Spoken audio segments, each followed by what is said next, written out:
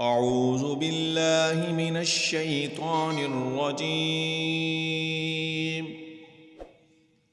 بسم الله الرحمن الرحيم.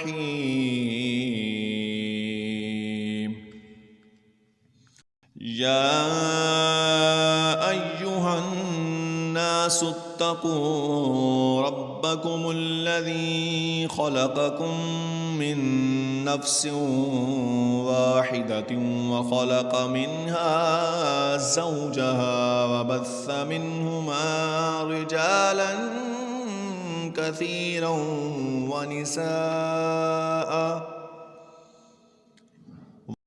واتقوا الله الذي تساءلون به والأرحام إن الله كان عليكم رقيبا. وآتوا اليتامى أموالهم ولا تتبدلوا الخبيث بالطيب ولا تأكلوا أموالهم إلى أموالكم إنه كان حوبا كبيرا.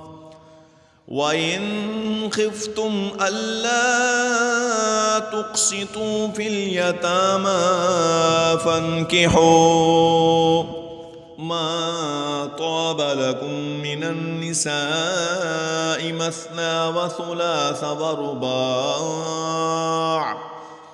فإن خفتم ألا تعدلوا فواحدة أو ما ملكت أيمانكم ذلك أدنى ألا تعولوا. وآتوا النساء صدقاتهن نحلة فإن طبن لكم عن شيء منه نفسا فكلوه هنيئا مريئا. ولا تؤتوا السفهاء أموالكم التي جعل الله لكم قياما وارزقوهم فيها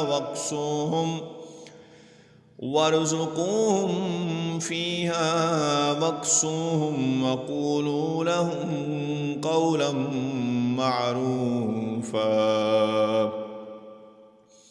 وابتلوا اليتامى حتى إذا بلغوا النكاح فإن آنستم منهم رشدا فادفعوا إليهم أموالهم ولا تأكلوها إسرافا وبدارا أن يكبروا.